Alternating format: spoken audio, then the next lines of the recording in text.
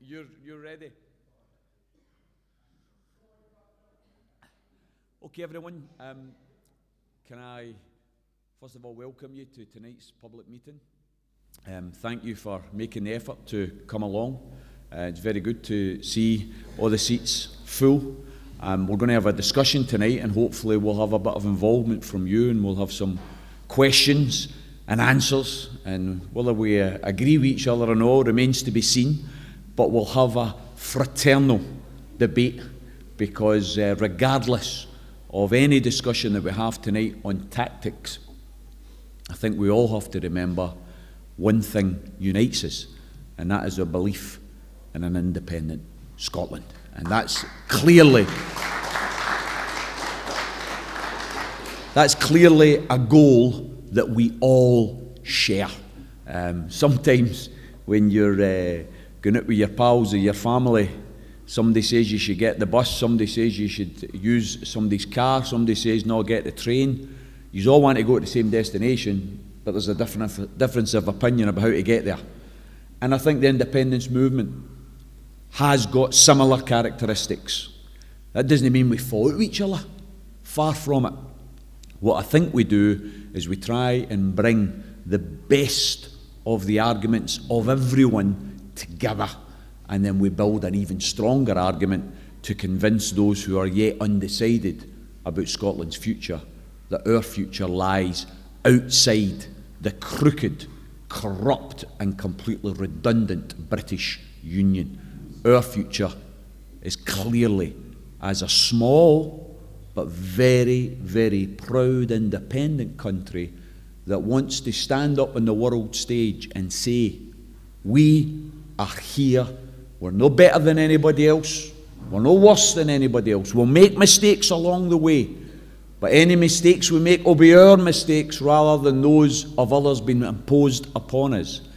And we hope to build a new, a better, a fairer, a more inclusive Scotland, where things like poverty and inequality and racism and homelessness are things that people discuss in history classes, because those are the things we will have tackled as a society. So that's where I want us to go tonight. That's the type of discussion I want us to have tonight. But just by way of introduction, tonight's meeting's been organised by local branch of Solidarity.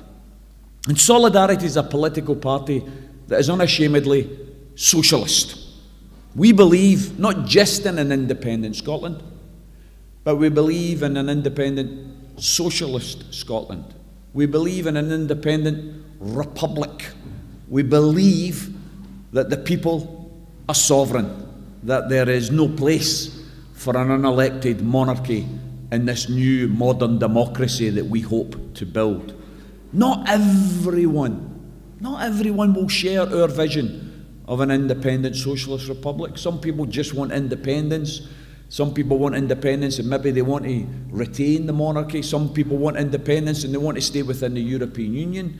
Quite frankly, I want independence so that we can begin to do the things that need to be done in our country without being told by others that we can't do it.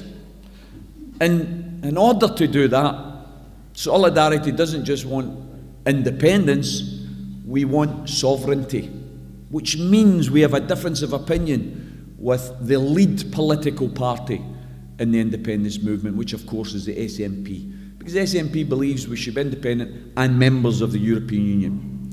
We believe we should be independent and then we should conduct a debate and give the people of Scotland the right to decide on that on the basis of being independent. Just some people might say, oh, but you know, we've already had a vote on the European Union and 62% voted to remain. That's right. And what's happening now is Scotland is being dragged out of that relationship with the European Union against its wishes. There's no doubt about that. I don't want to stand here and say that because Solidarity believes that we should be out of what we believe is a big business club, a union which, quite frankly, doesn't have the interests of ordinary working class people at heart. It has the interests of big business at heart. It has driven over this last couple of decades, it has driven with gusto the drive to privatisation, liberalisation of all sorts of public services, whether they be in transport, whether they be in health, whether they be in education. And anyone who thinks the European Union is some form of nice society that's going to give a handout to the poor should think about the imposition of austerity in places like Ireland, in places like Greece, in places like Portugal. Should think for a moment what the European Union has done up to now in relation to Catalonia and their disgraceful silence in relation to the tyranny of Madrid in respect of Catalonia and their desire to be able to express their will for an independent Catalonia. The European Union, in our opinion, would be a future impediment to making Scotland the type of Scotland I want it to be, because I want Scotland to be a country where the land and the wealth and the manufacturing capacity, the ability to produce, is owned and controlled by the people of Scotland, not by Texas billionaires like your man at Ineos. How dare this individual, how dare he have control of such a strategically important part of Scotland's manufacturing, to control the oil manufacturing and refining. It's unbelievable that we allow that to happen. This man can sack trade unionists, can witch hunt, can lower pensions, lower wages with oblivion. Well, I tell you what, in my vision of an independent Scotland, he'll be getting his jotters. He'll be getting his jotters.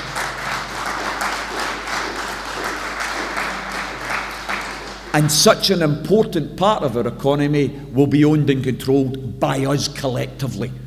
Just like our land, just like our water, just like our oil. I remember, and some of you will have been involved in the first wave towards independence, and we used to have a slogan, didn't we? It's Scotland's oil. It's Scotland's oil. Brilliant. I was looking just today at a wee snippet in the paper, and it was about a country not dissimilar to Scotland, who also discovered oil. And what they did is they set up an oil fund. Some of you will be aware of that. And there's this wee snippet here that tells us that in 2017, that country, Norway, was able to invest £131 billion, £131,000 million interest accrued from its oil fund. Interest accrued. It has an oil fund that currently is $1.1 trillion worth of value. The interest that they were able to extract in the year of 2017 was $131 billion to spend in public services. Brothers and sisters, when we say it's Scotland's oil, we should mean it's Scotland's oil. I don't want American companies or any other companies owning and controlling our oil. I want us to own and control our oil. I want us to use the ownership of that oil to invest properly in renewable energy sources. I want Scotland to become the world leader in renewable energies, and I want that publicly owned as well. I don't want private companies to be given incentives to invest in renewable energy. I want the government to invest in renewable energy so that we as a country, all of the citizens within that country, benefit from the surplus that's generated by the production of something which is essential to life: energy, water, land.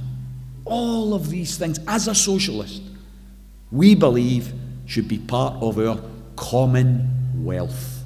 Our common wealth. So as a member of Solidarity, It's clear that our vision of an independent Scotland is that it is a stepping stone towards a socialist Scotland, a republic. Now, it is clear that not everyone will share that vision, and that's fine. The independence family, the independence movement is like a big tent, isn't it? And in that tent, there is room for many discussions and many groups. As long as we're all there for independence, as long as we all respect one another, as long as we're all tolerant of one another, there'll be some in there who think, oh, well, independence will be good for business because we'll be able to make more profit. Fine. There'll be some in there who think, I just want independence because Scotland should be its own country and I don't really care about how the economy's run. That's fine as well. But we think that independence isn't the end of the journey. That independence is only the start of the journey. We want independence.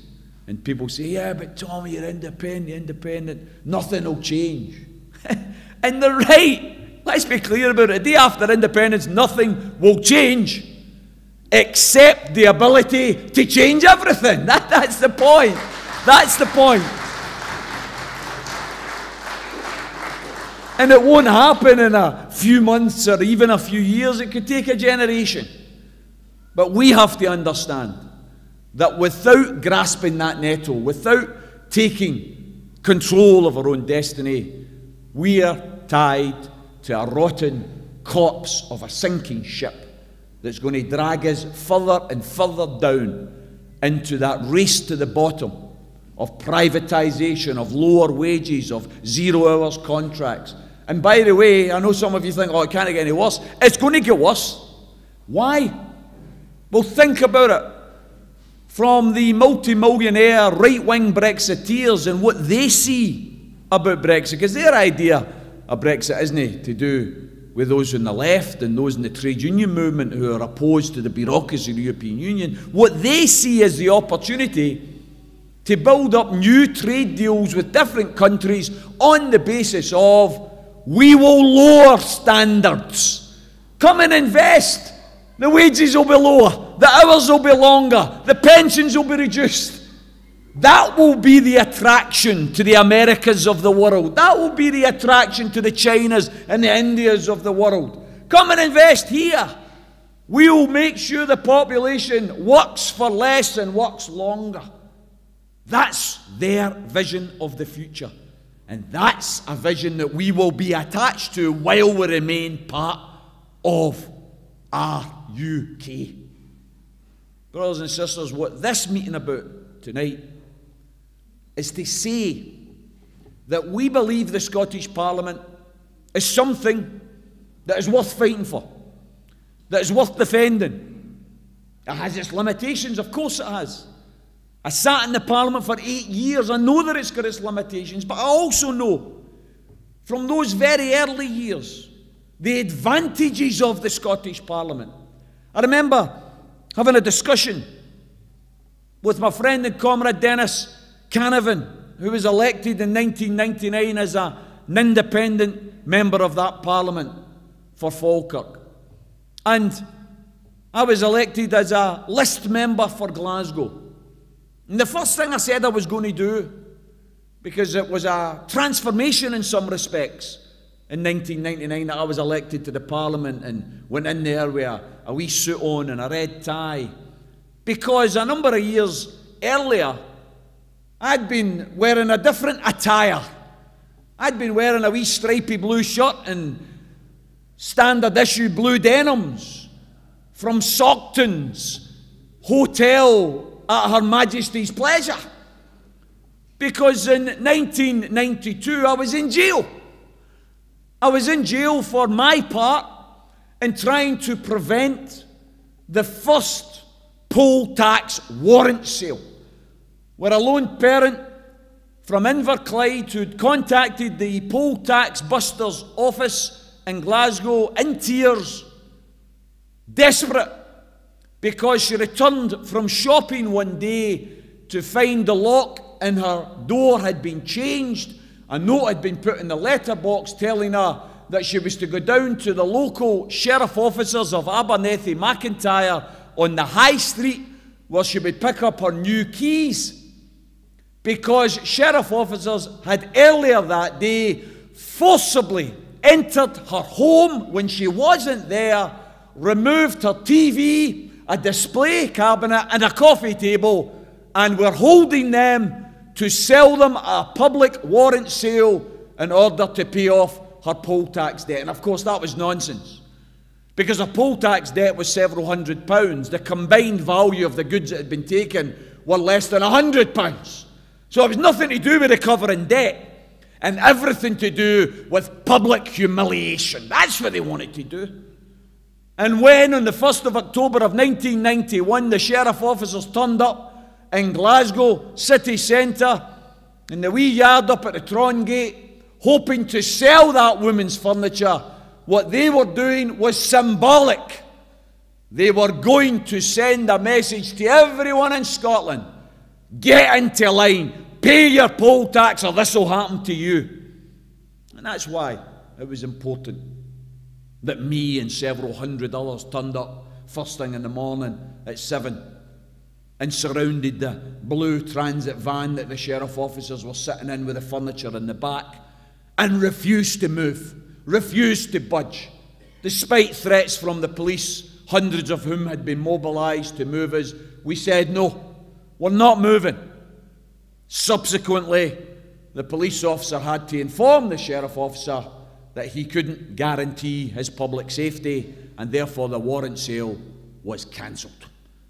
What a delight it was to hear the sheriff officer, because he had to make the announcement under the law. He had to announce that today's scheduled warrant sale has been cancelled. That woman got her stuff back. She was very grateful. Unfortunately for me, I'd been interdicted from being there. I'd been told the day before, this legal document saying you're not allowed to go. And I said, well, what have you got to do, you know? So I took the letter along, and of course I ripped it up and threw it in the air.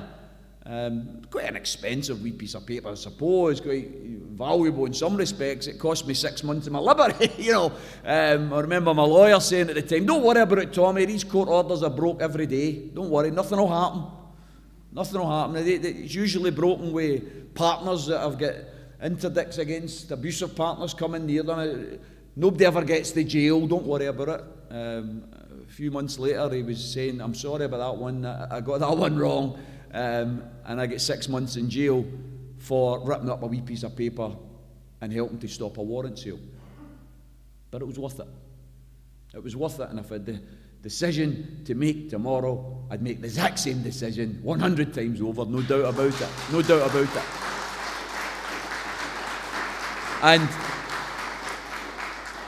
And what's important is, and the reason I linked that story to the Parliament, is a number of years later I was elected. I don't know if you're aware of this, but while I was in jail, I stood for the council and I got elected, believe it or not. Usually people stand for the council, then they go to jail, but I did it the other way around. I went to jail and then got elected to the council. It's the first time it's ever happened, by the way, but I went. Fantastic. It was the easiest campaign I've ever fought. Fantastic. But one of the things I said when I stood for the election to the newly reconvened Scottish Parliament in 1999 is that I never ever wanted someone to go through that humiliation ever again. And therefore I brought in the first ever private members' bill to the Scottish Parliament to abolish pindons and warrant sales. And I discussed it with Dennis Canavan. I said, Dennis, I want you to support me. I discussed it with Alec Neil. I said, Alec, I want you to support me. I said to John McCallion of the Labour Party, I said, John, I want you to support me. I wanted them to become co-sponsors. And Dennis said to me, he said, Tommy, I'm so pleased that you've managed to introduce this and you've managed to get it into the system. He says, I tried 13 years ago in Westminster, and there have been 8 separate attempts in the last 40 years to find the time to try and abolish warrant sales at Westminster. And every single time, there wasn't any time. Westminster wouldn't give any time to discuss that issue. Within 11 months of the Scottish Parliament being convened, the Abolition of Pindons and Warrant Sales Bill was discussed and became the first bill to ever pass in the Scottish Parliament. That's why the Scottish Parliament became important, because it could take up issues that hitherto had been ignored by Westminster.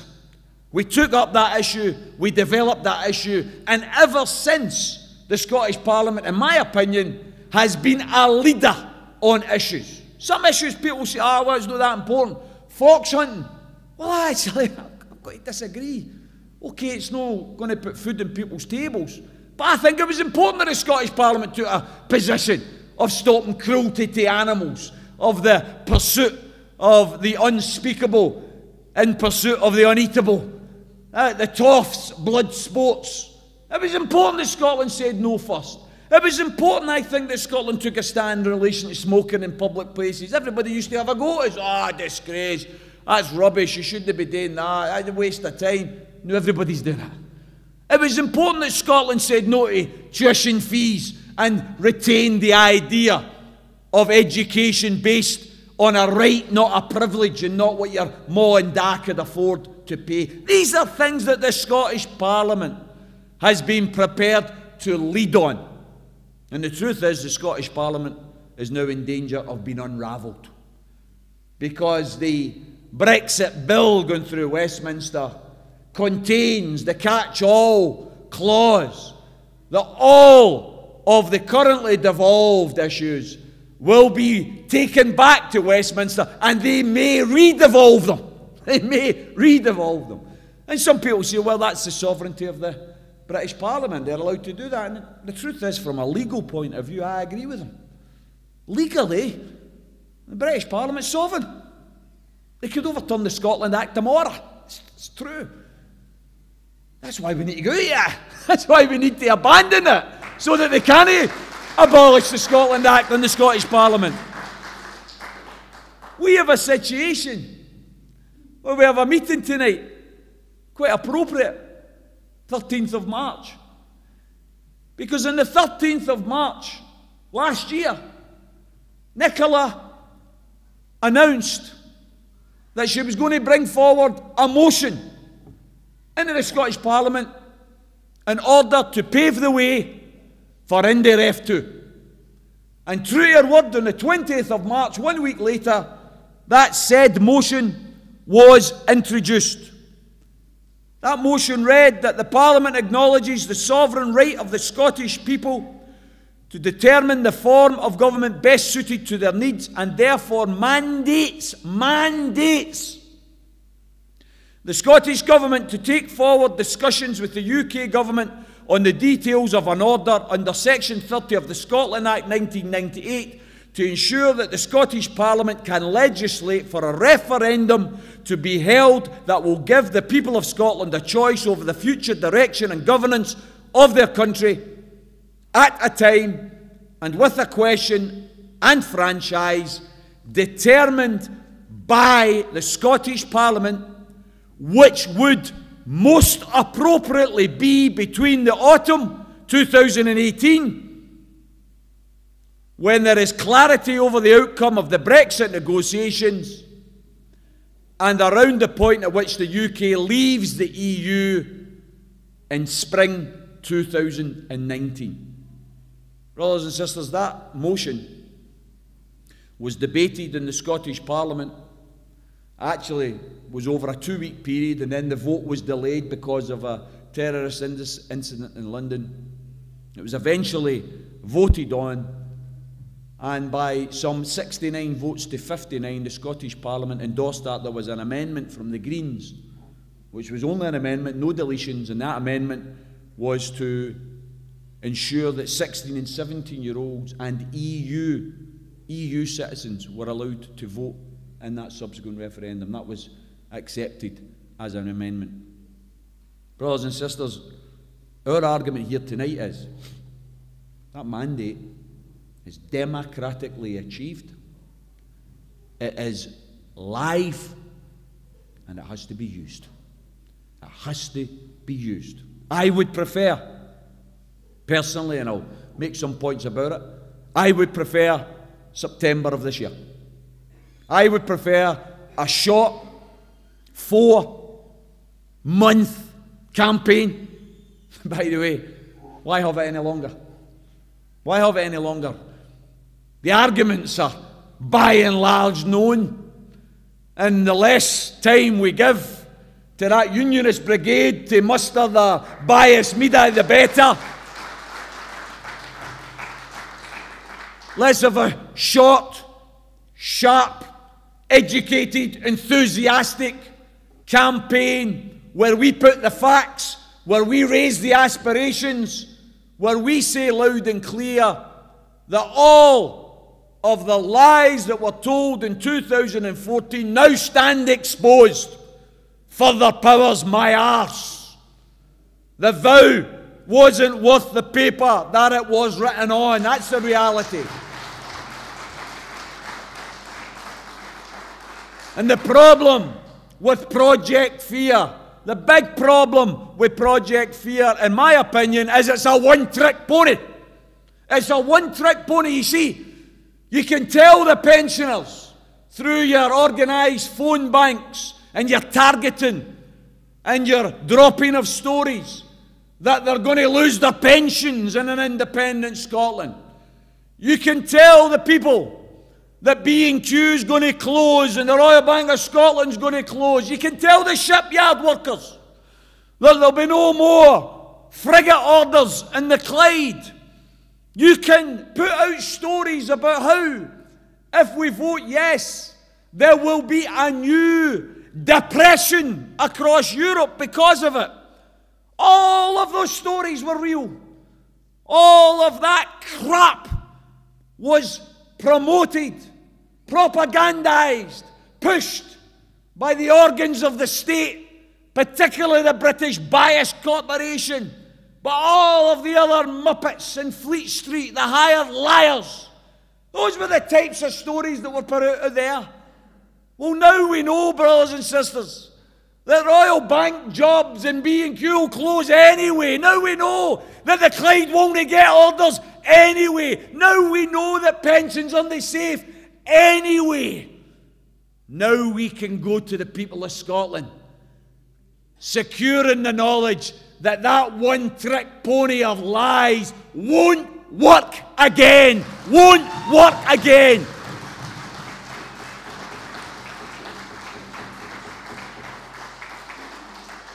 And when people suggest, yeah, but you've had your referendum, nothing's changed, I beg to differ, brothers and sisters.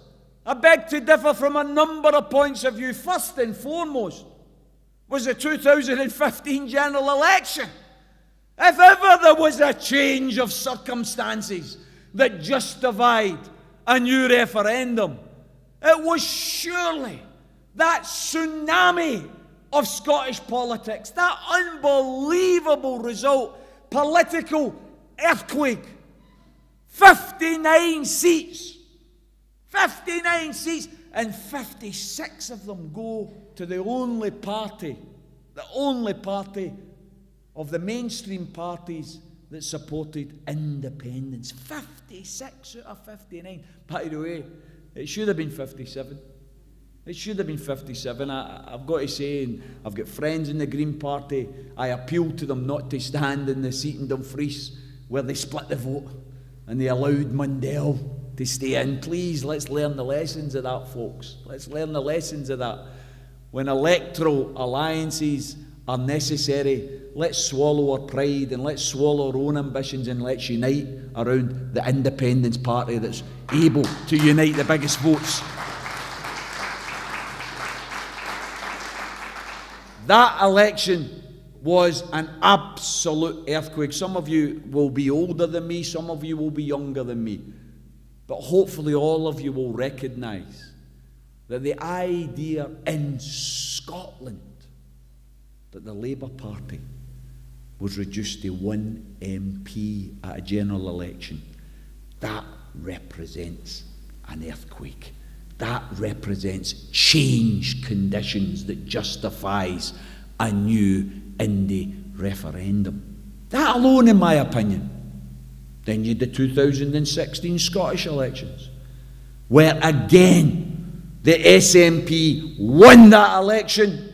I've got to say, again, and this time, an opposite criticism. I've just criticised the Green Party for the lack of electoral coalition knowledge and understanding. The SNP were guilty of it in 2016. The SNP's position in 2016 should have been quite clear. Vote SNP with your first vote, vote pro-independence with your second vote. That should have been the position of the SNP. The SNP should have said, choose between any of the other pro-independence parties with your second vote, and that way you wouldn't have wasted almost 1 million votes, because that's what happened. That's what happened. 1 million votes were wasted. And when people like myself were trying to point that out, we were getting assaulted online by apparent friends saying, oh, you're just doing this to promote yourself. Well, I've got to say to you, our position, Solidarity's position in that election was quite clear. Vote for one of the other pro-independence parties. Yes, we want your vote, but we're not saying vote for us, we're saying vote for one of the other pro-independence parties. If we'd done that, the complexion of that Scottish Parliament wouldn't have been a 69-59 vote.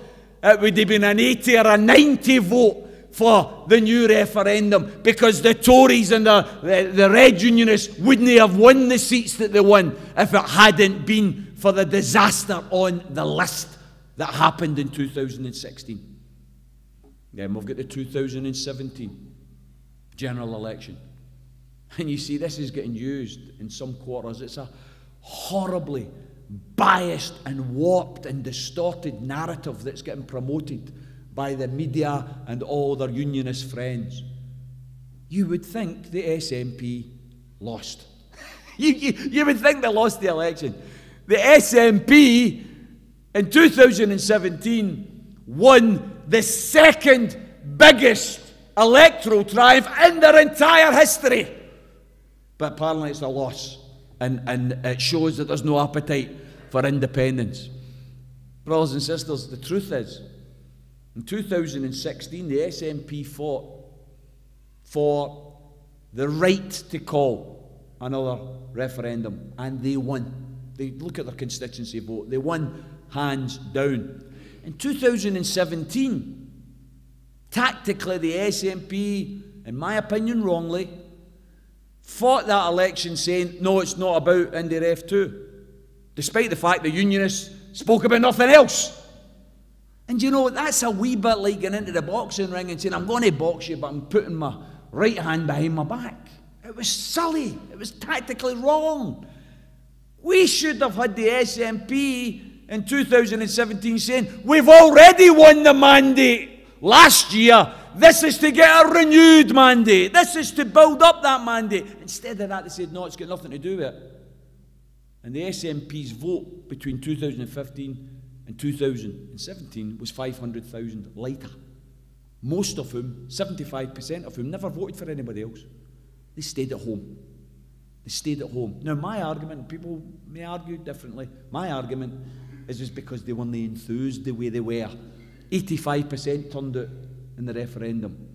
Massive turnout in 2015 for the SNP.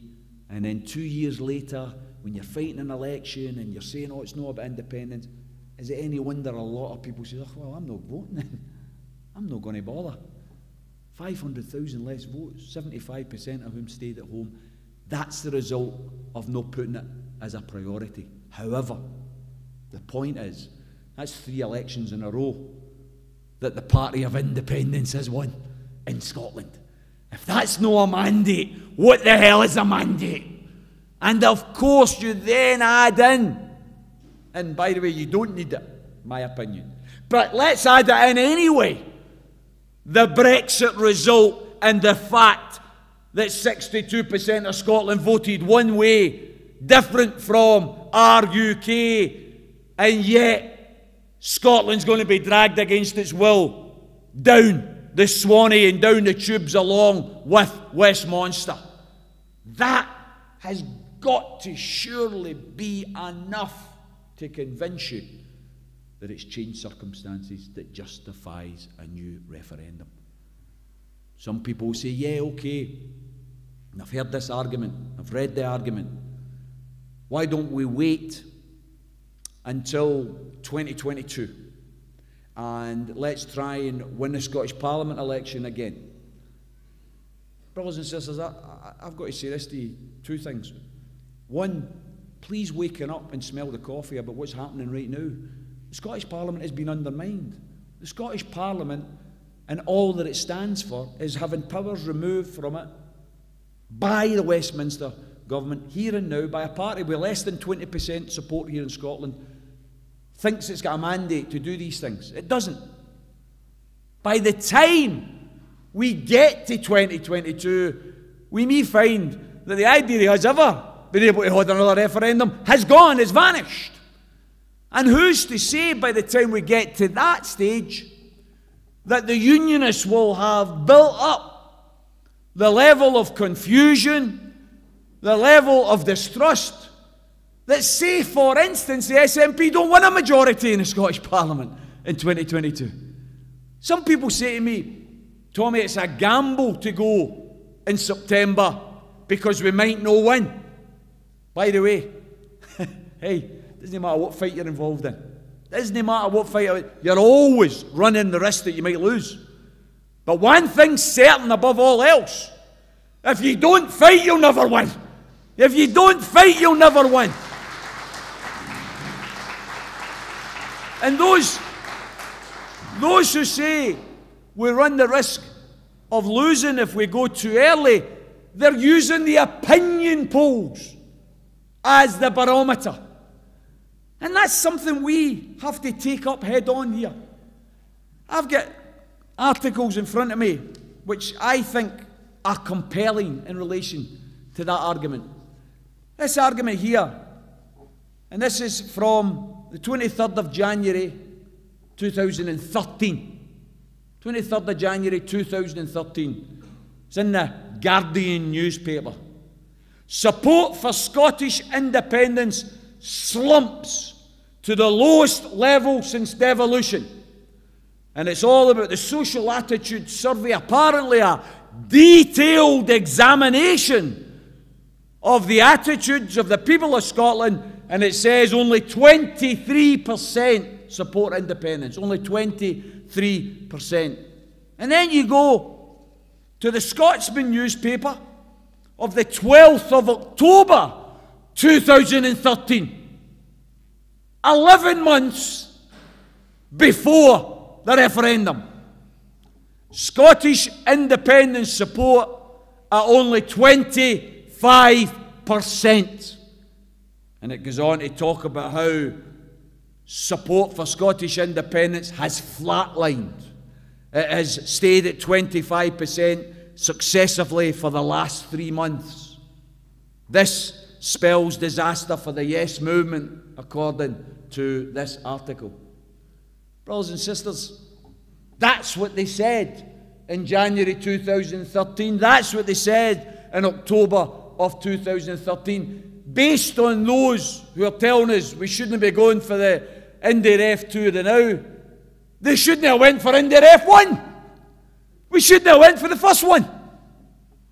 Brothers and sisters, we went for 25%. And in less than 12 months, despite the absolute Niagara Falls of lies and abuse and distortions, despite all of the media trying to paint this disastrous picture, we went from 25 to 45%. Brothers and sisters, we've never fallen below it since 2014. In other words, we're going into this referendum not on 23, not on 25%. We're going into this referendum on 45%. And on the back of a short, sharp, enthusiastic, inspiring, aspirational campaign that doesn't talk about the minutiae and the details. It talks about the hopes and the desires of the people of Scotland. that concentrates on the constitutional issue of our right to govern ourselves. That's what we should be concentrating on.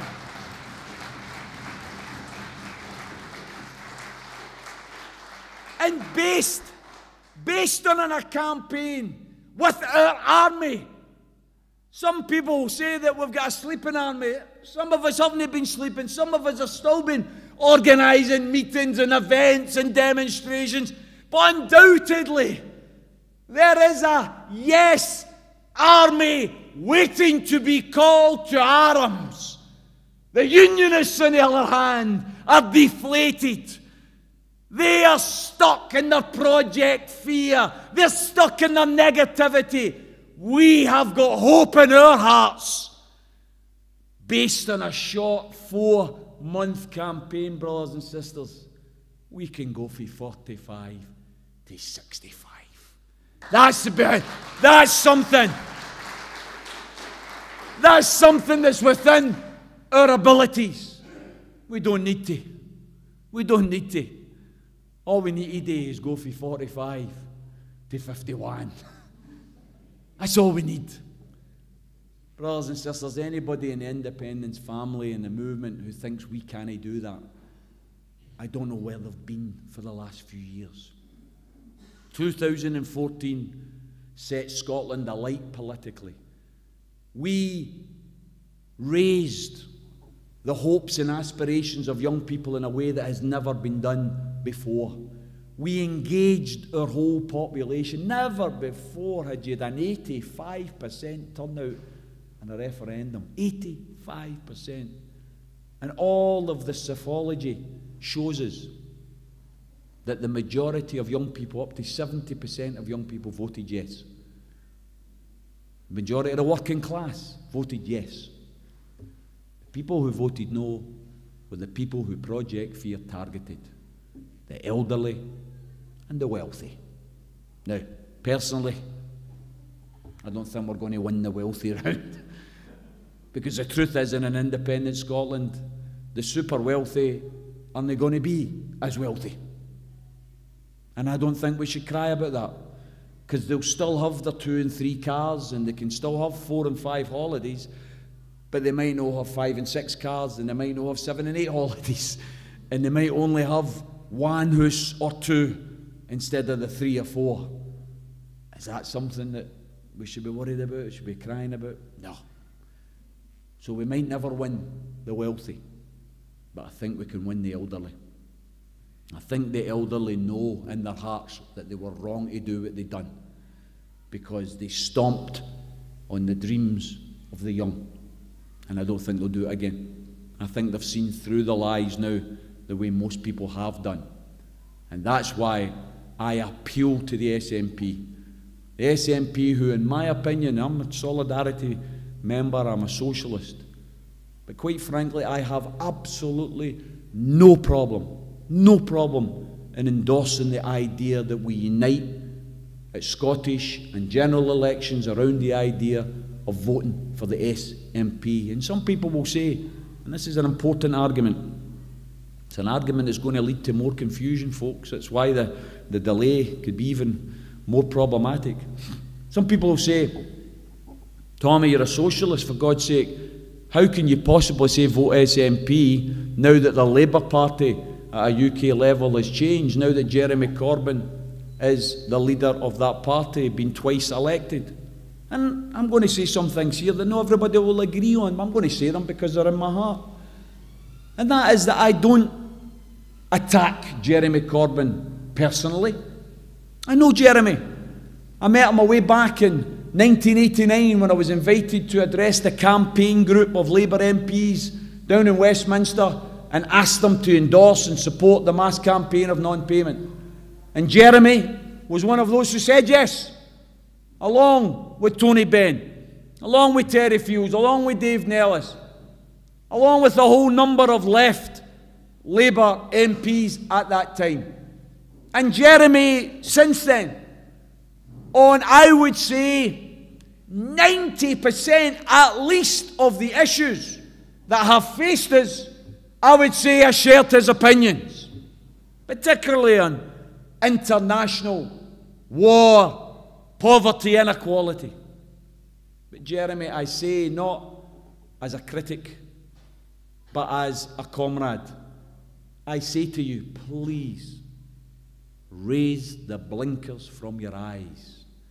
It cannot be right, it cannot be proper that you as an individual and other socialists within the Labour Party will fight tooth and nail, and rightly, for Palestinian independence, for Venezuela's independence, for Cuba's independence, but not for Scotland's independence.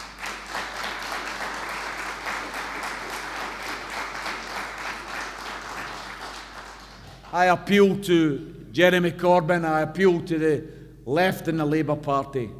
If you seriously harbour any thoughts of recovery here in Scotland, yes, your economic policies and your change of tack from that horrible Blairite position will be welcomed by people in Scotland. In actual fact, I think it's helped the SNP as well.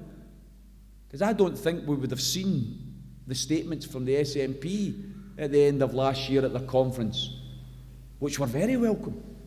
Statements about the establishment of a public energy company.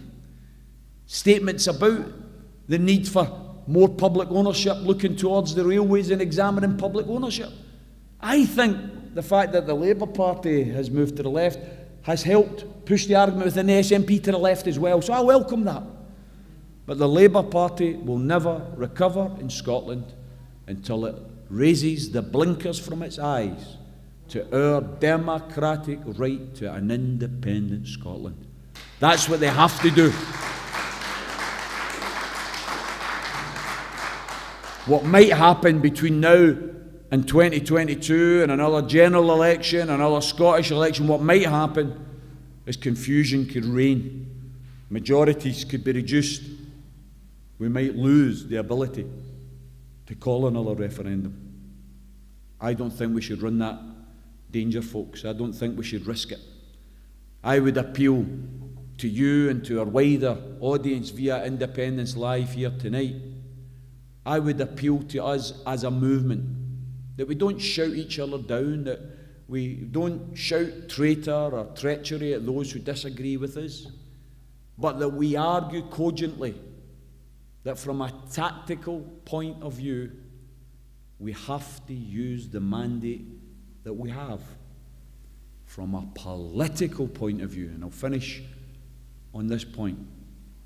From a political point of view, I've spent some time there talking about the value of the Scottish Parliament, talking about the good things that the Scottish Parliament did. Politically, folks, think about this. The Scottish Parliament doesn't use its mandate. What's any future mandate worth? If you're going to have a 2-week debate, if you're going to have a quite ferocious exchange of views across the floor of the Scottish Parliament that ends up in a 69 to 59 vote and a majority for this mandate, for IndyRef 2, and you don't use it, that, in my opinion, undermines the credibility of that Scottish Parliament. It means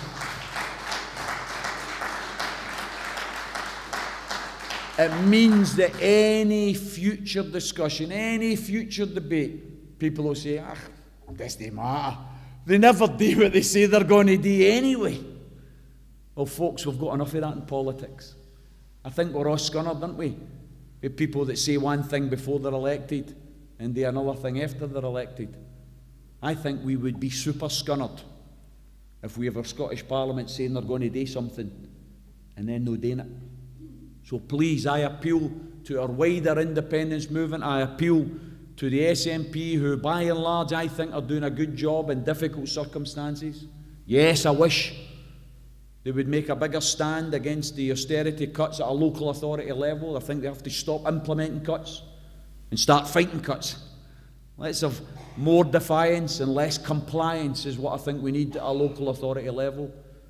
But if you look at the other measures that they're taking, there's no doubt in my mind that they are doing a good job in difficult circumstances. But I think they risk absolutely undermining and taking the wind out of the sails of the independence movement if they don't use the mandate. So please, brothers and sisters, do what you can on your social network sites, on your various campaign groups. Please, let's unite around the idea of use the mandate. Thanks very much.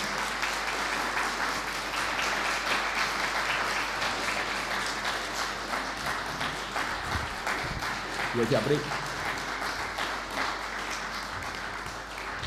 Folks, as usual, and I apologise particularly for yourselves who are sitting here and maybe those that are sitting at home as well for speaking too long.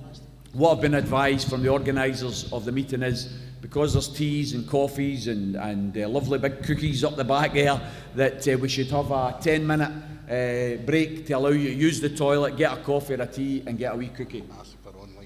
And have to ask for online questions as well. I think we've had a decent online audience, so if there's any online questions, but obviously you in here tonight, you'll be the first ones to get your questions. So if you want to get a wee coffee, a wee tea, and then we'll come back in 10 minutes and we'll take some questions. Thanks very much, folks.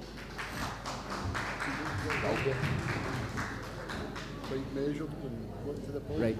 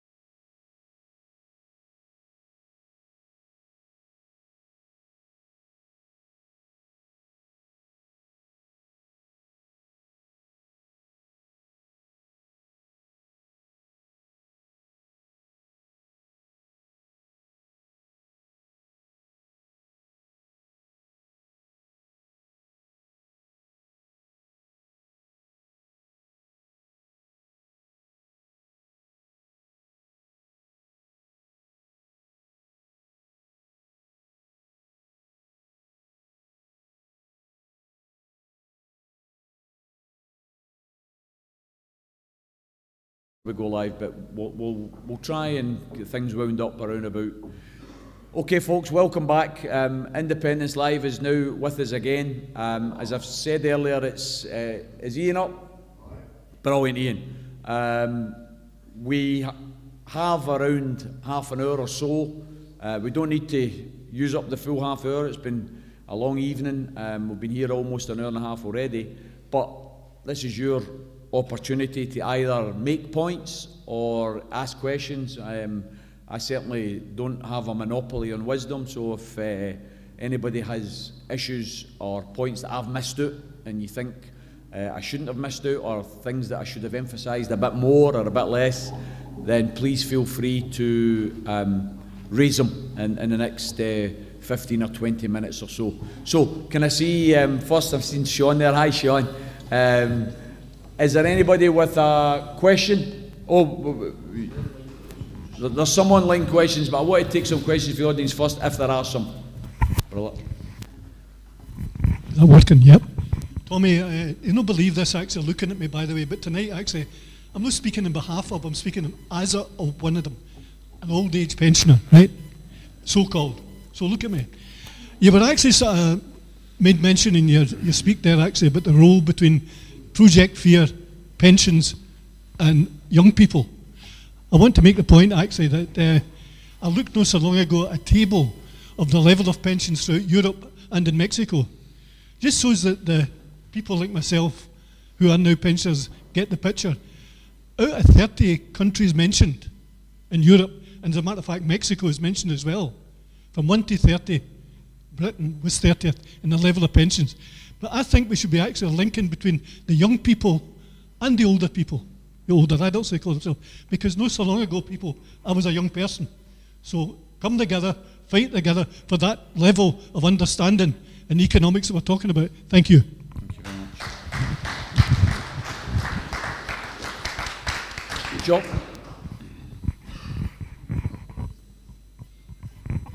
Tommy, I'm always quite proud, you know, when I see things on Newsnight or some other news items, when they go, oh well, we're not getting this in England, but they get free tuition in Scotland, they get free school meals in Scotland, they don't pay prescription charges in Scotland, and I think it was yesterday they were talking about the baby boxes.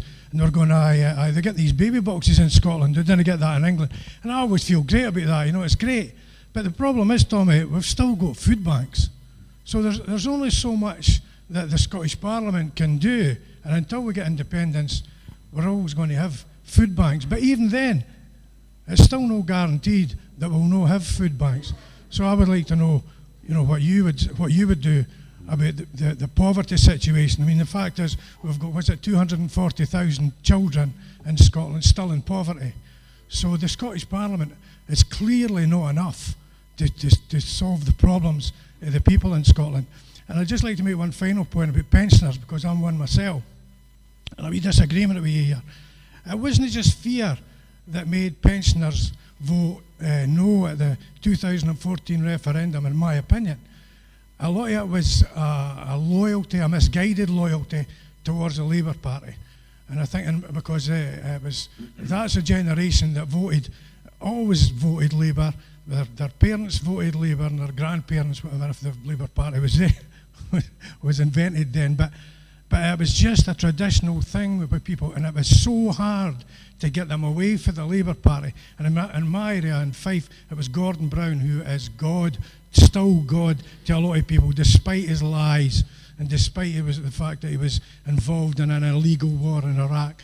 So the loyalty towards Gordon Brown was really paramount in my area. So I think that had a lot to do with pensioners voting no instead of yes. Yep, I think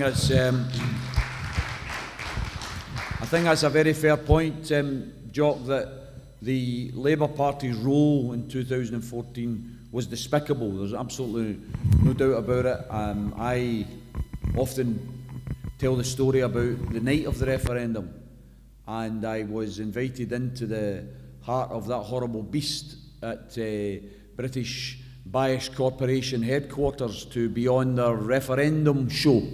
and I was sitting next to Lord Reid, who was his usual obnoxious self, and him and his Tory chum were chuckling away and laughing about how they were clear that this was a great victory because they'd saved the Union.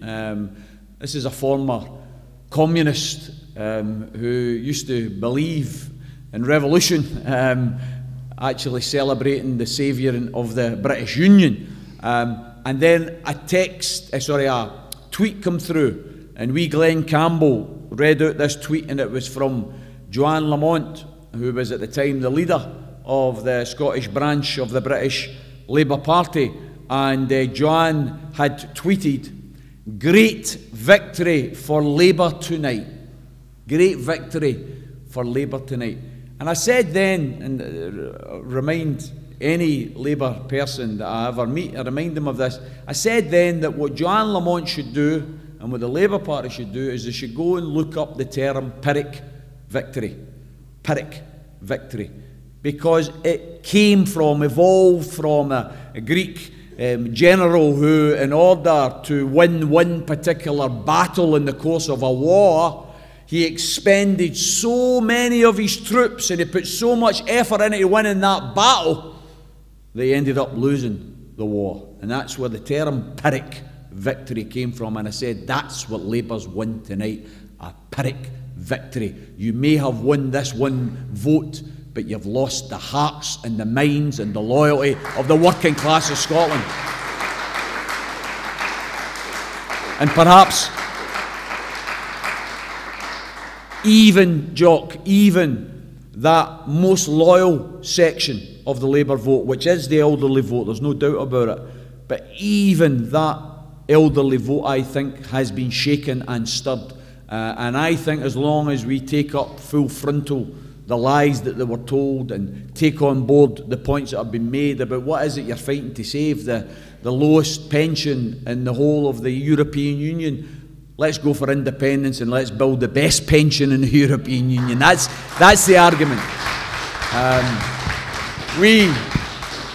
We, I think, Jock, in terms of your general question about poverty and how we're going to change and how we're going to go from these disgraceful food banks and the fact that people require them and depend on them, we don't knock in any way the efforts of people who work in food banks or the people who rely on food banks.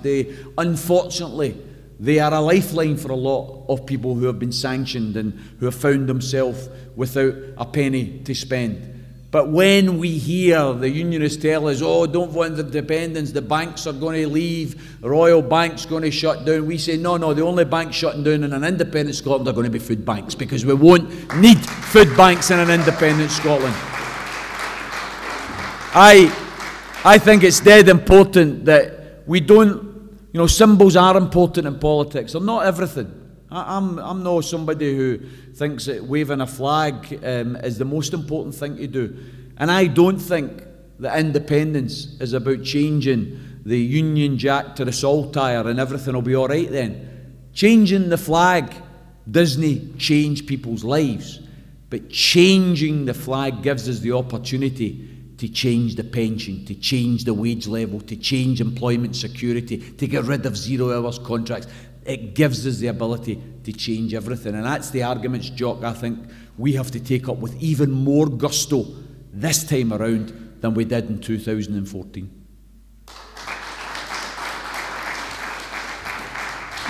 Hi Tommy, Paul McCartney from West Kilbride. Thanks again for coming along tonight. I just wanted to make a point. Obviously I agree with pretty much all of what you've said tonight. I just want to reflect a wee bit about from our own experiences out campaigning for independence. And one of which is what you touched on is obviously the fear of losing.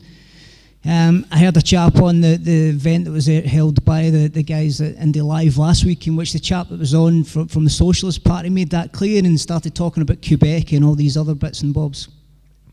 And I would argue against that, and this is the point I was putting to yourself, is just you stand and you say, from Nicola's perspective, Nicola and the SNP should really be calling this, and we're all sitting waiting in that day to come. I would argue and make an alternative point to that. I would say that Nicola's waiting for the rest of the country to show when that referendum should take place. And I would suggest that, and I would use that for anyone watching and everyone here attending tonight, is also to say, now is that time to stand together and forget the party politics, get behind the independence movement and get out and start working and doing a job for it. Thanks.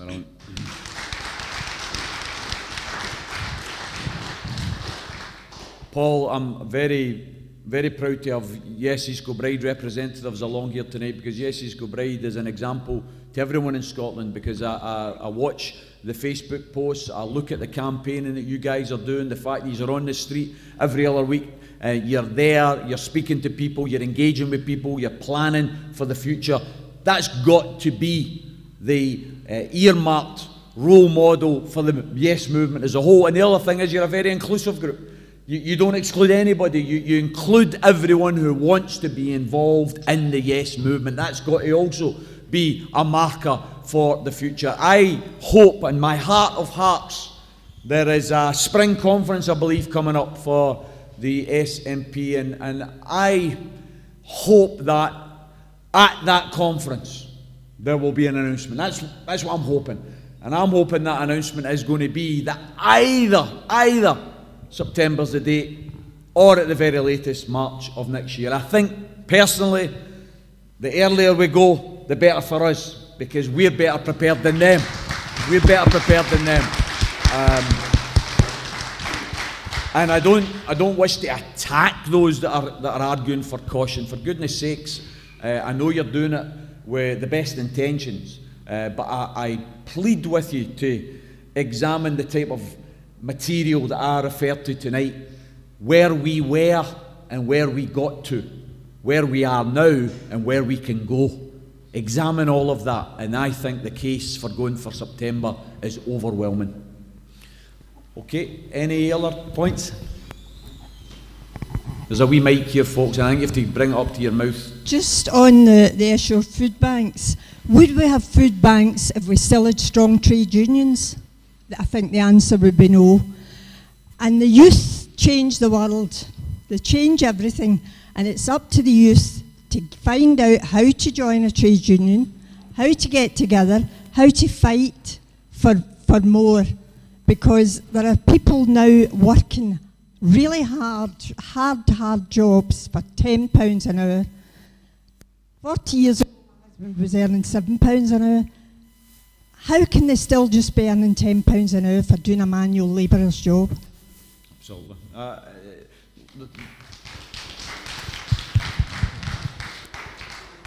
The overriding substance of the point you're making, in my opinion, is that everyone in employment, and even those who are self-employed, should join a union.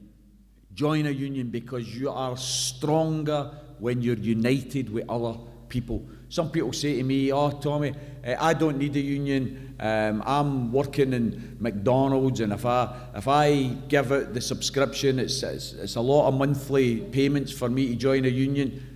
And then you hear of somebody getting victimised, somebody getting sacked, and I get it all the time. People contact me, they think I've got a magic wand in my cupboard that I can wave and solve some problems, and they'll say to me, "What can I do?" And my first question is, "Are you in a union?" And they'll say, "Oh no, I never joined." I say, "Well, why not?" Because if you were in a union, you've got automatic legal representation. You've got the strength of other workers behind you, and you've got the strength of organisers behind you. If you don't join a union, you're on your own. And that's when the employers is the strongest, because they can then individualise you, isolate you, and victimise you. So the overriding point we've got to make is, let's build trade union membership. The public sector density in the trade unions, unfortunately, isn't as high as it used to be, but the private sector density is terrible in Scotland. Terrible. We're hardly at 30%, and it's shocking. And you're absolutely right. Trade union density and trade union membership goes alongside wages, because when you've got strong trade unions, you've got better pensions, you've got better wages, and you've got better conditions. That's why they want to get rid of unions.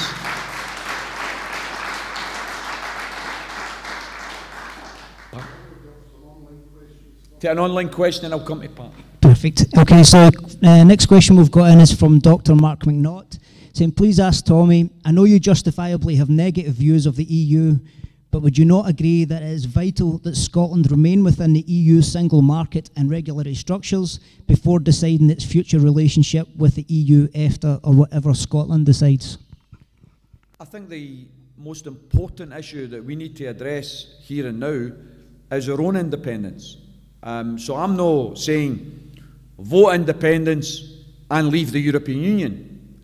But by the same token, I don't want people saying vote independence and it means we stay in the European Union. You know, we have to address the issue of the white paper, for instance, that was the formation, the foundation stone of the 2014 campaign, perhaps, in retrospect, to our detriment, because the white paper became the touchstone for the independence movement, so that when questions came up about the European Union, everybody said, oh, the white paper says we're going to stay in the European Union. When questions come up about monarchy, oh, the white paper says we're going to keep the monarchy. When the questions come up about currency, the white paper said, oh, we're going to keep the pound. Well, I toured the country. I was very, very proud and privileged to speak to 121 different public meetings in every corner of Scotland, and I used to say, listen folks, we're no voting for the white paper. People used to say to me, oh Tommy, I don't like Alex Salmond, I don't like Nicola Sturgeon, I don't like you. And I would say, well listen, it's not about Alex Salmond, Nicola Sturgeon or me. It's about you getting the house that you've always desired. It's about you getting the opportunity. It's about you getting the opportunity for a wee garden and wee 3 bedrooms, brilliant wee house, and the only reason you don't buy it is because you don't like the bloody wallpaper. Buy the house and change the wallpaper. That's the point. And that's what we have to get over here. So what I would say about that question is, personally, I'm not advocating, and I don't think we should have it as part of the independence movement, I'm not saying I vote for yes means anything else other than independence. And people who say that we should tie the two questions together, I think they're wrong. At least 1/3, at least all of the cephalological studies that have been done show that at least 1/3 of the independence supporting population does not agree with being members of the European Union. So wouldn't it be a disaster then to say vote independence means you're staying in the European Union? What we say is vote independence means you're getting the right in the future to decide yourself whether we stay in the European Union.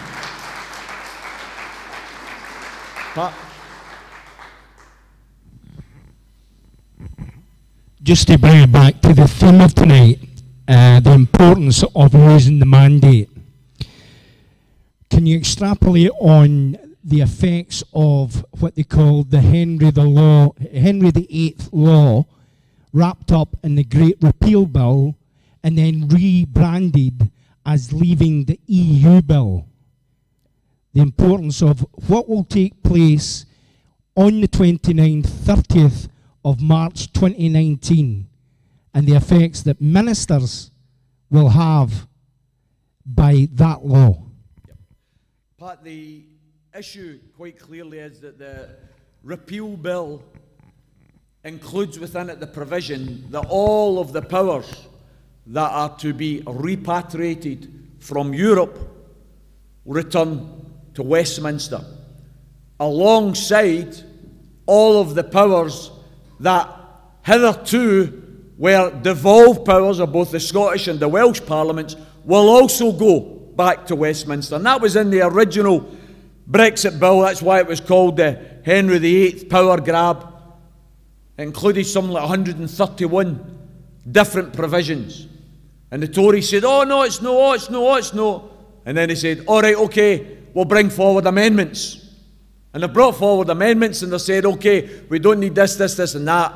But there are still 35 major provisions, including in relation to fishing, in relation to food, in relation to leisure, in relation to the environment, that currently are within the confines of the Scottish Parliament that are going to be removed. And critically, the convention which is called the Sewell Convention, which means that Westminster doesn't legislate on any area within the devolved power of the Scottish Parliament without the permission of the Scottish Parliament. That's getting abolished, that's getting ignored, that's getting stepped away. Your man for the Tories, and he's now the Advocate General, was doing at the Supreme Court the other day, a guy called Richard Keane, and he argued basically, straightforwardly, listen, we can do what we want. The British Parliament's sovereign. Scotland Act can be overturned tomorrow. And the truth, I mean, I said this earlier, the truth is, constitutionally, he's right. Socially, he might be wrong, because it's a bit like the British Parliament could legislate for no smoking in the streets of Paris. It can do it. Doesn't mean that it's going to happen, because people in the streets of Paris will say, bugger you, we're still smoking. But the British Parliament could do that. And the British Parliament has the right within the so-called British Isles to legislate on anything it wants. That's just the reality of the sovereignty of that British Parliament.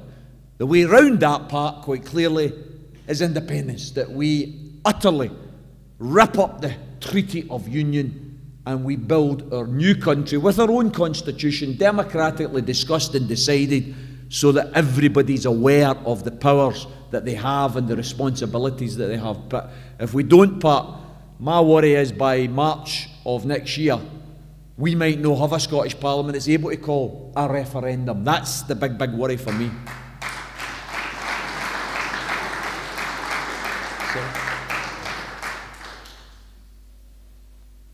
Hi, Yvonne McWilliams. What I was going to say was, I pounded the streets for weeks and months, and the pensions were, and you know, that was the thing.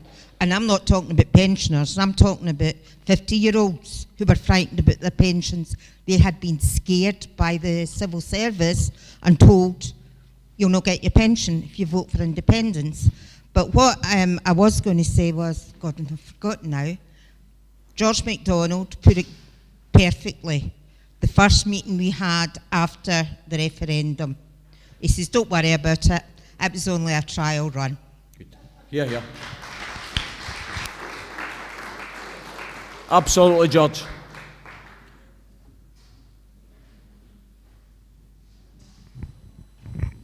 Hi, Cheryl Scott. I agree totally that we need to put everything behind us and get joined together and stop fighting with each other. But I've mixed in my kind of social circles with a lot of no voters, and I talk to them. And it's not that they're against independence as such, it's that they're scared. They're scared of what they are earning now in the union. Will that be affected?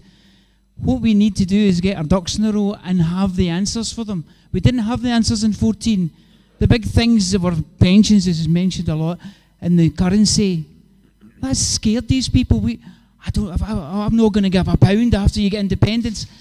Who is actually working on these answers? Because I don't see anything getting worked on. I'm not saying it's not, but it's not been talked about.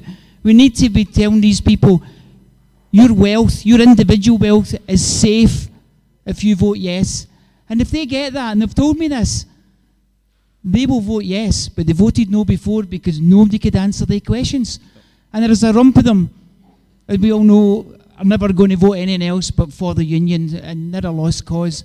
But there's a bit, I'd say 50% of who voted no last time are scared, and we didn't answer their questions. I think that's a fair enough point, Cheryl. I think the point you've made there about the 55%, let's be clear, there's probably half of that doesn't matter what you say, doesn't matter what facts you produce. Unfortunately, there is I think a illogical tie to Britain and what it stands for, and it's probably much more prevalent among older people. I remember having this argument with some people of the left persuasion, older, and to them Britain didn't mean mean the Iraq War, and didn't mean the repression in Northern Ireland. It didn't mean Afghanistan and poverty and inequality.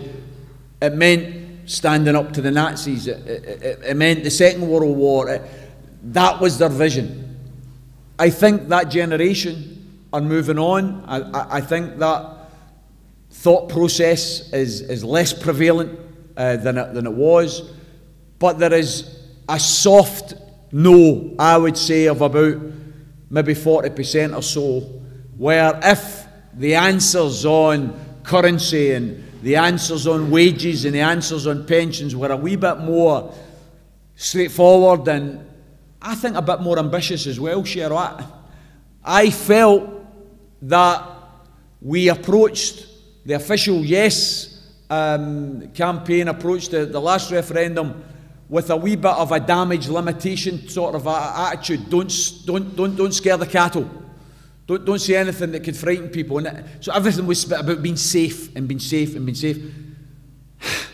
And the truth is, Jeremy Corbyn, from a left perspective, Brexit from a right perspective, Donald Trump from an even more right perspective.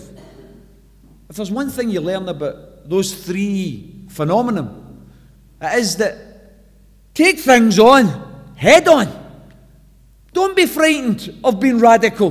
Don't be frightened of frightening the cattle. Actually, you might find that people want to hear that. They're fed up with the bullshit. They actually want to hear some radical proposals. And we in a country like Scotland, with the abundance, the absolute abundance of natural wealth and resources that we have, and by the way, as the late Jimmy Reid once said, our oil reserves, our land, our water is as nothing compared to the natural resource of our people that can be unleashed. That can be unleashed. So, I think we can win that section. Cheryl, and I said about 40%, we only need to win 10% here, and we've won. And the others that are doubtful, I think we'll convince them once we've got our independence. Any other folks?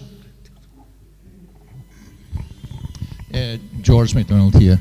I describe myself as a communist with a portfolio, and I also say that I belong to every political party that's for independence, without exception. I also would like to introduce the people here to a vision that I've had all my life. That's a socialist vision. And I'm talking about an experiment that was carried out from 1917 to 1991 by the Soviet Union. The Soviet Union, and I visited the Soviet Union summer and winter, including a Burns expedition that we had into Siberia. And my wife Dorothy here could say something about that as well. Oh, I'm not going to ask you to say anything on that scope. What I would like to suggest to the people, well, like this, say to the people, it is possible to have a socialist world. It happened. For 74 years, the Soviet Union was a socialist country, and it did miraculous things for the humanity of the people of the world. It routed the Nazi fascist hordes that invaded that country at the cost of over 25 million people, Russian people, Soviet people. So what I'm suggesting here, loud and clear, it is possible. It is possible. What happened to the Soviet Union? Some of the miracles, it could best be described, I would say, by saying it took the 75% ignorant people of Russia, it took them from wooden plows to spaceships. That was socialism in action. And so many other things that it developed. Now, what happened to the Soviet Union? Did it fail? No, it didn't fail, it was betrayed. So I'm saying loud and clear, today the world has no examples other than possibly Cuba, and dare I say it, North Korea, Venezuela. There are countries that are trying to get along these lines. I'll leave it with that. It is possible to have this vision happen to the world, and we badly need it, and we need to start thinking about it loud and clear. And everything you're saying, Tommy, by the way, I've got to say about you, Tommy, you are the most dangerous guy in England's Britain, and that's why I love you.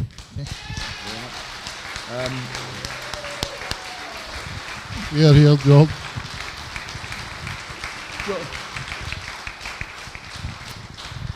Thanks very much, George. It's very, very kind words and very much appreciated. I would say that it's not enough time here tonight for us to discuss all of the implications of what George has said tonight, but quite clearly there is always and always will be a battle of ideas. And those ideas are between the ideas of capitalism and the ideas of socialism. And quite frankly, I think the world revolves around those ideas, and everything else in between is white noise. The truth is that free market, the rigged free market of big business capitalism, has been dominant for the last 4 decades. There's no doubt about it. But the wheels are coming off the wagon.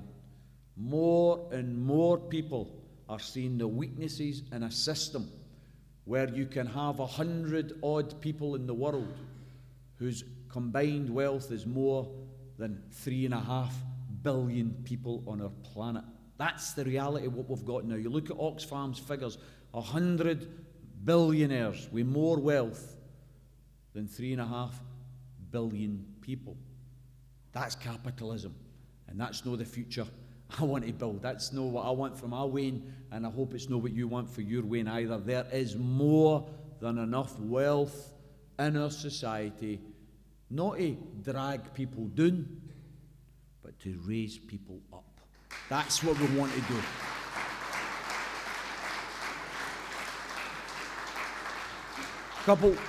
Couple more questions before we sum up. Tommy. Hi, Tommy. Bobby Russell. Always magic to come and listen to you, mate. In my capacity, what I do is a job. I'm a driving instructor, right? Do you remember the tax centre in East Kilbride? Yep. All voted no, because our jobs are safe. What a load of crap that was, right? Now, I talked to a lot of folk, and I don't know if you know this. This is supposed to be kept quite quiet within the tax centre. There was an office set up that if Scotland got independence for a tax office in Scotland. And did you know, I don't know if you know this as well, that the Bank of Ireland was prepared to get in negotiations with Scotland about the pound and so forth and so on. I'm an SNP man, I've always been an SNP man. I stood at a meeting, a lot of guys in here are SNP, and we MPs, MSPs arguing a bit out. And I stood up and I said, I'm in a room here with people who I am proud to know who want the same thing as I do, and you're all fighting like cats in a bag, and I turned around and walked out the bloody door. Yep. Thanks for that. Thanks, Bob. I think the message there quite clearly is, as I was trying to emphasise at the start, we have to try and engender a spirit of cooperation, a spirit of tolerance. We are not going to agree with each other all the time. Of course we're not.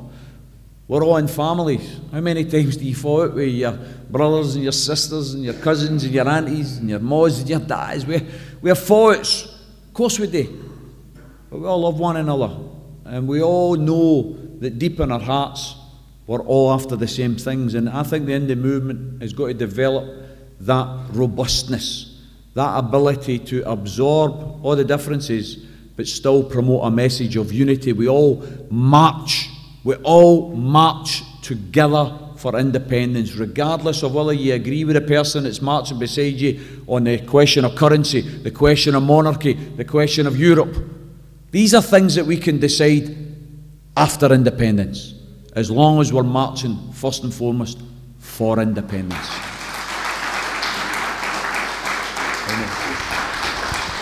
Hi Tony, Jordan Lindsay. I wanted to address something that you had said earlier on about us being a sleeping army, and you're right, we've not been as active as we were in 2014 because we've not got a date for a referendum yet, but look what we've got to hear tonight, right? And as Rosemary put it, there is a lot that has to be put onto the youth.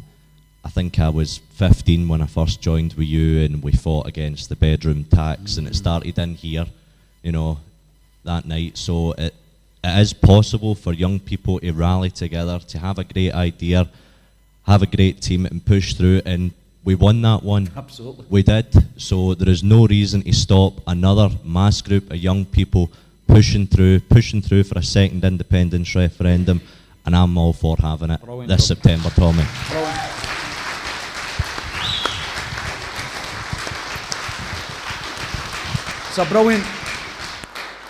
It's a brilliant point, Gordon, and actually it's so apt, isn't it? Because there is a bit of a similarity with what we're talking about tonight, because I remember our first meetings against the bedroom tax. I was very proud to do 90 meetings at the time against the bedroom tax all over Scotland, and at the time the SNP government said there was nothing they could do.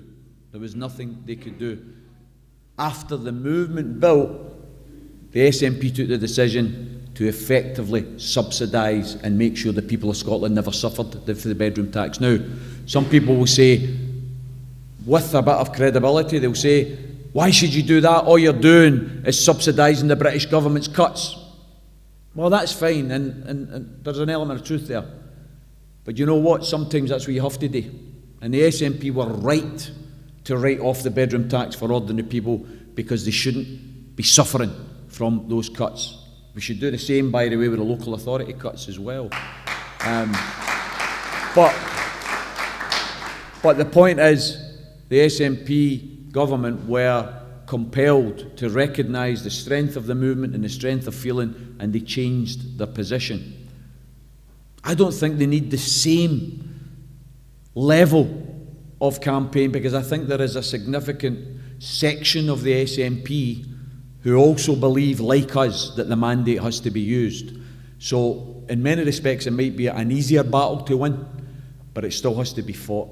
And I would just appeal to anybody who's got links with the SNP in particular, but the wider Yes movement, please contact your SNP representatives and please say to them loud and clear, use the mandate.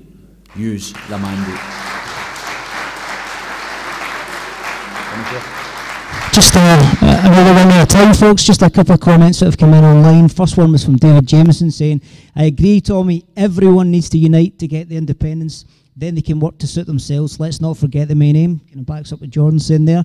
Helen Sanningham was saying, we're elderly and we voted yes. Why? Because London will not rule my grandbairns. I want Scotland to be free of London. And just the final couple of questions, if you can, Tommy. So, first one was from John Love. He's asking us to ask Tommy if he will be attending the Hoop event next Friday in Edinburgh. And Nick, also the final question we've got is from Alan Petrie saying, do you think it would be a good idea if the Constitutional Convention was recalled to produce the independence blueprint for the next referendum to ensure it is a Scotland-wide blueprint instead of being a one-party white paper? Well, to take that last question up first, my worry about that would be the timing that would be required to pull all of these things together. I personally think we only need a short campaign. I think we should fight around the skeleton of the white paper that we already have. We know that there are weaknesses there. We can fill that out in the course of the campaign. The idea of recalling conventions and then trying to produce papers, etc., I think will take us too long. So that's my worry about that. I think the Hoop event, the Hands Around the Parliament, is a brilliant, worthwhile event. I hope everybody who's available can attend. Similarly, the demonstrations that are planned in May of this year, September of this year. Personally, I think, you know, I tried to make the point at the last Hope Over Fear event. I gave the story, and I'll maybe try and finish on this, but I gave the story that I'd heard from Tony Benn many years ago, and you'll remember it, Paul, because you were there and you made a fantastic contribution at the rally, and it was a great rally because it had so many independence campaigns involved, over 21 different campaigns involved, and many of them spoke as well. That's the type of event that we need every single week and month. We need to build these events and spread the word with these events. But Tony Benn gave the story that he'd heard about the Canadian child that was trapped down a disused mine, and there was a very limited amount of oxygen in that mine, and the oxygen was running out and the child was in danger of suffocating to death, and everybody in the wee local town decided they have to try and get this kid out or else the kid's going to die. So they got all the ropes that they had and they lowered the first rope and it wasn't long enough, so they lowered the second rope and it still wasn't long enough, and they lowered the third rope and it was nearly there but it still wasn't long enough, until they heard the wee voice coming from the disused mine: tie your ropes together. Tie your ropes together. And frankly, that has got to be the message for the independence movement. We've got to tie our ropes together, folks, because we are much stronger when we do that. I'm going to finish my final point, because George talked about visions there. And I've got a vision about an independent Scotland, particularly the type of independent Scotland I want to see. And the vision's related to the report that was done by the Jimmy Reid Foundation in November of 2016 about the renewal of Trident. And just by way of Cheryl's question, the Jimmy Reid Foundation has done a lot of good papers about things that an independent Scotland can do and develop some good ideas, and people should look into the Jimmy Reid Foundation and look at some of those papers. But they examined the question of renewal of Trident, and that report stands as a fantastic academic education for anybody in relation to the question of nuclear weapons. That report showed that the number of jobs directly linked to Trident amounts to 600 jobs.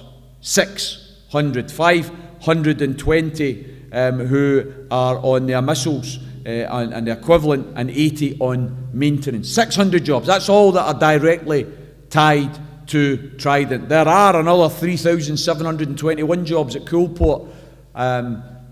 All of the other jobs at Coolport and Faslane, all of them are in relation to other frigates, in relation to other ships. They're not in relation to Trident. So only 600 jobs. If you look at the total amount of jobs that they say that Trident will maintain, the figure they use is 11,520 across the UK as a whole. 11,520 jobs will be maintained. Not a single job will be produced. Not a single job. But they say that if we renew Trident, £205 billion, that's how much, we'll maintain 11,500 jobs. Now, I'm not asking you to do the arithmetic because they've already done the arithmetic. That amounts to £18 million a job. 18 million. In other words, it would be cheaper to take that 11,500 and say, there's $1 million each. We would still save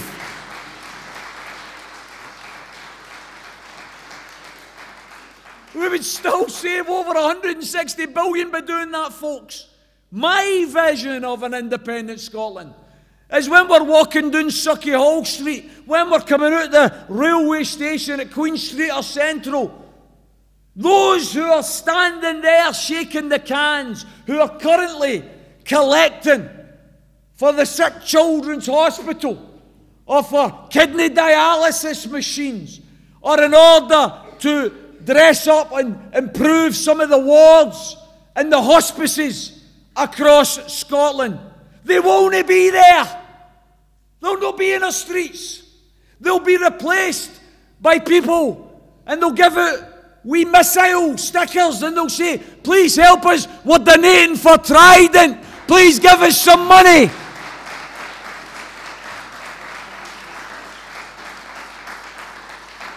Those that are collecting just now won't be there because we'll invest in those things that matter, instead of investing in weapons of mass destruction, of inhumanity, illegal, immoral weapons of mass destruction. If there's one reason above any, in my opinion, for an independent Scotland, it's that an independent Scotland will scrap Trident. That's enough, brothers and sisters. That's enough.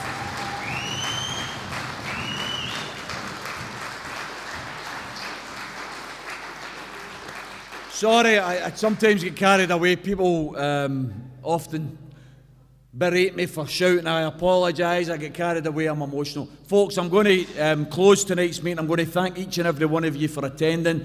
Anyone that is interested in finding out more about Solidarity, please go up to the stall at the back. There'll be a wee collection. I think the room cost a bit of money to hire, and there was some leaflets put out. We're collecting just to raise our costs for that. If you can afford a couple of bob, please put into it. But listen, thanks for coming out. It's been a great meeting, been a packed meeting. This shows there's an appetite for IndyRef 2. Let's unite behind the slogan, use the mandate. Thanks very much.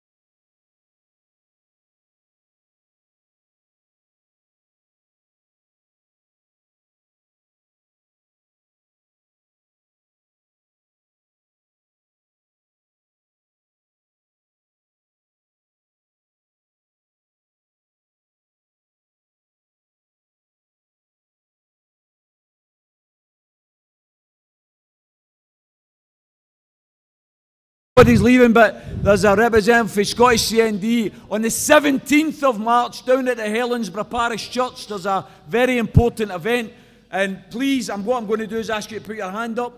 What's your first name? Helen's here. Please, if you can go along to support the cause for peace and for scrapping a trident, please take the details off Helen, 17th of March. Thanks very much.